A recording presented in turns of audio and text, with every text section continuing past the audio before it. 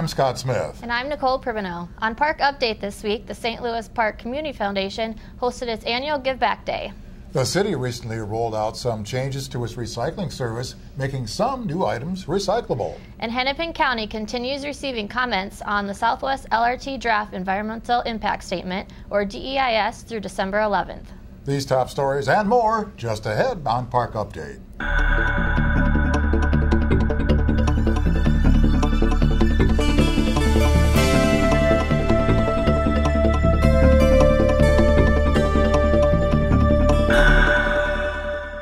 The St. Louis Park Community Foundation hosted its annual Give Back Day on Saturday, November 17th.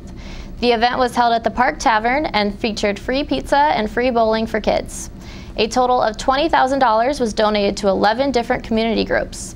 ParkTV was there for the festivities. Well, the St. Louis Park Community Foundation is made up of all volunteers from St. Louis Park, and our goal is to give money that we have raised for us to different organizations that deal in St. Louis Park with either the youth development, the environment, or stronger neighborhoods.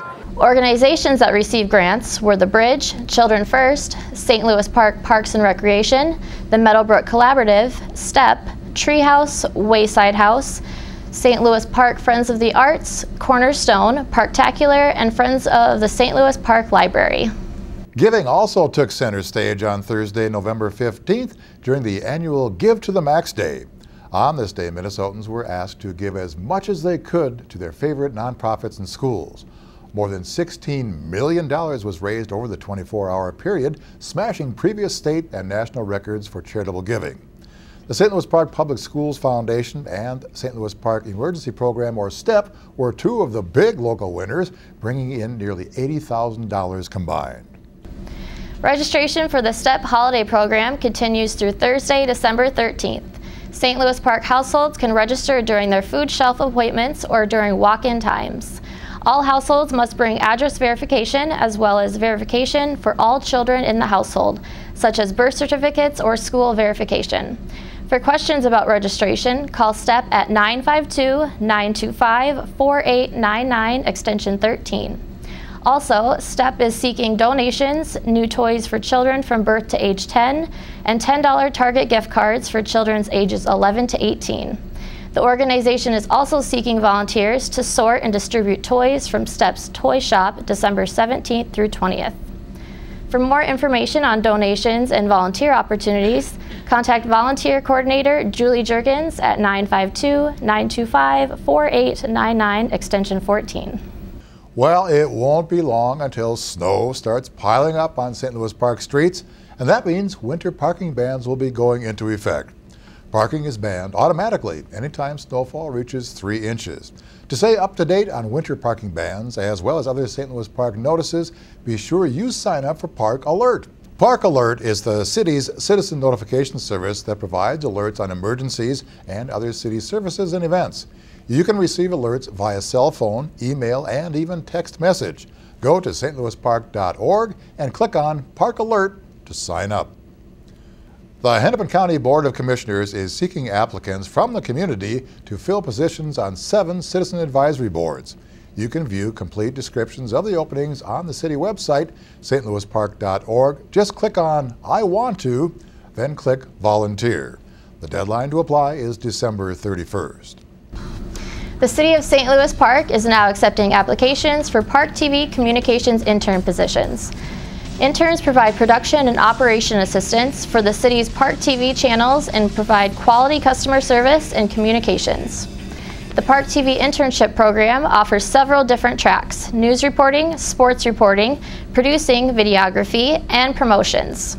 This is an unpaid internship opportunity, working 15 to 20 hours per week, and work schedule will vary, including day and evening hours. You can view the full job description and apply online at stlouispark.org/employment. The City of St. Louis Park and Eureka Recycling recently rolled out some changes to its recycling service, making a few new items recyclable.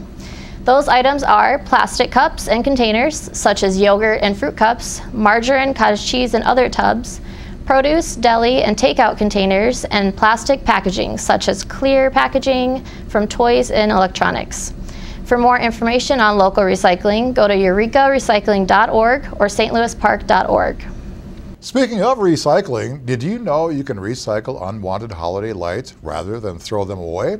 Old holiday light strings, lighted yard decorations, and electrical cords can all be dropped off at the Rec Center's front desk during regular business hours all year round. The service is part of the statewide Recycle Your Holidays program, which employs more than 200 individuals with disabilities at vocational centers throughout the state. Every part of the light strand is dismantled by vocational center clients and properly recycled locally. Up next, Nicole has stories and events for the young and the young at heart on Generations.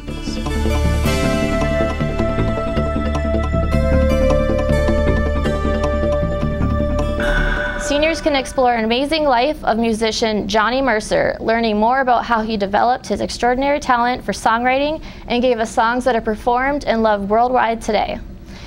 This Great American Songbook event will be held on Thursday, December 6th from 10:30 to noon in the Little Theater at Lenox. For more information, call 952-928-6444 or register online at slpcommunityed.com. You can also register in person at the Lenox Community Center, 6715 Minnetonka Boulevard.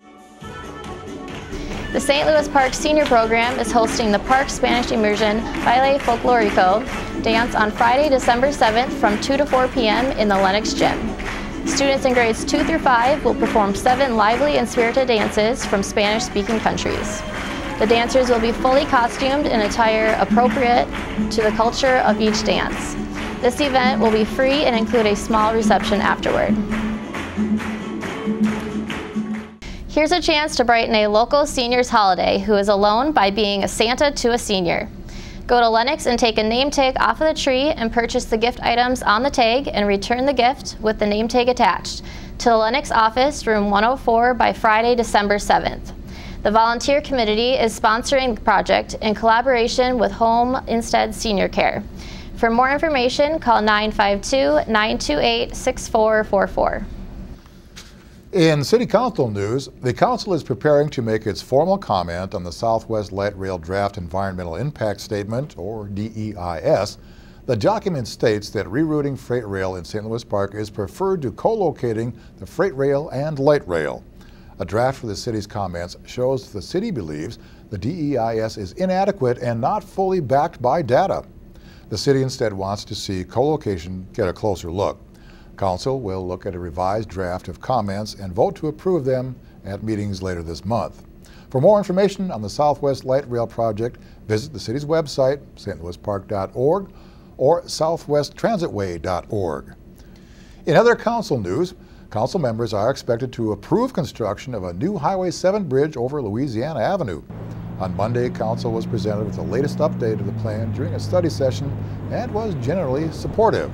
City staff also reported that a revised staging plan, which will shorten construction time and reduce detours, was generally well received by area business owners at a recent meeting. Council is expected to approve the plan at its next meeting on December 3rd. Construction is expected to start next spring and last 2 construction seasons. And for more information, visit stlouispark.org. Well, Mike Rose is up next with a sports update.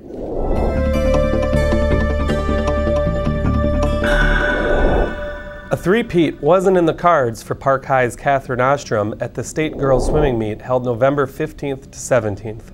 Ostrom, a senior, was going for her 3rd straight title in the 100-yard breaststroke.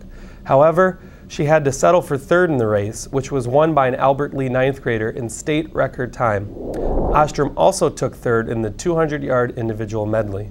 As a team, St. Louis Park collected 63 points, good enough for 12th place in Class A. BSM took 6th with 120 points. Northfield claimed the Class A team crown with 223 points. 6 Orioles and 6 Red Knights celebrated university signings on November 14th, the first day senior athletes could sign national letters of intent. Park swimming star Catherine Ostrom announced she will compete for the University of North Carolina Wilmington next year. Park girls soccer had 2 signings, with Riley Riordan headed to Northern Illinois and Lauren Miller headed to North Dakota State. Park Baseball also had 2 signings. Ryan Fromm is headed to South Dakota State, and Parker Stennis signed with Concordia in St. Paul. And lastly, DJ Pollard will play basketball for Northern University.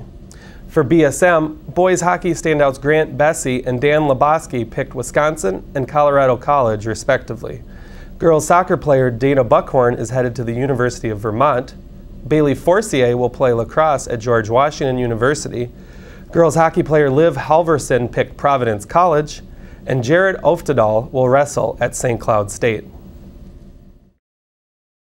ParkTV kicked off its live winter sports coverage Tuesday with the Park girls hockey game against Mahtomedi. Let's go to the highlights. Mahtomedi scored first in the contest as Amy Kresbach raced down the ice, had a shot deflected, then found the back of the net on a rebound 4 minutes into the game. St. Louis Park evened the score up in the second period as Sophia Noreen fired a wicked wrist shot from the point past the Mahtomedi goalie, setting off an Orioles celebration. But Mahtomedi didn't let the Orioles hang around for long. The Zephyrs scored 2 second-period goals, the first by Natalie St. Martin and the second by Kresbach again. Mahtomedi would finish the scoring with a third-period goal by Chrissy Rathmatter, making the final 4-1 Mahtomedi. Park is now 1-3-1 on the year, with the Orioles' next game coming on Thursday, December 6th at Minneapolis.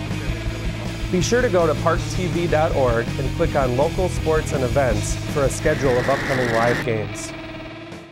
Lastly this week in sports, we introduce you to BSM senior Dana Buckhorn in a segment we call Park Stars.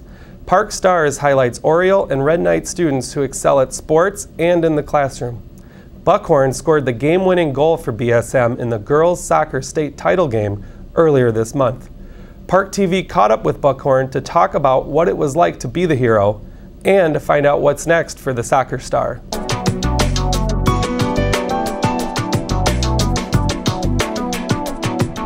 Okay, so I got fouled around 25 or 30 yards out from the goal, and it was just a really good spot for a free kick, and I had a free kick kind of similar to that the previous game, and we ended up scoring on that, so I kind of felt good about it going into it.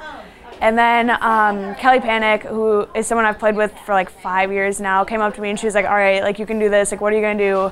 I just looked at her, I was like, I'm gonna score. And then it ended up deflecting off a Blake defender and going to the back of the net, so. It would have meant a lot beating another team, but it meant even more beating Blake just because they beat us last year.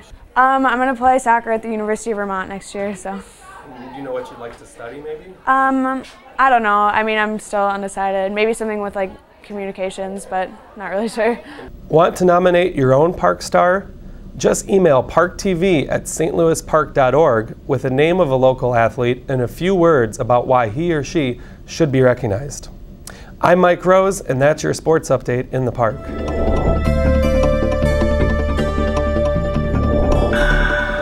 Well, that's it for this week's Park Update. Thank you for watching. Now, be sure you take some time to get out and experience life in the park.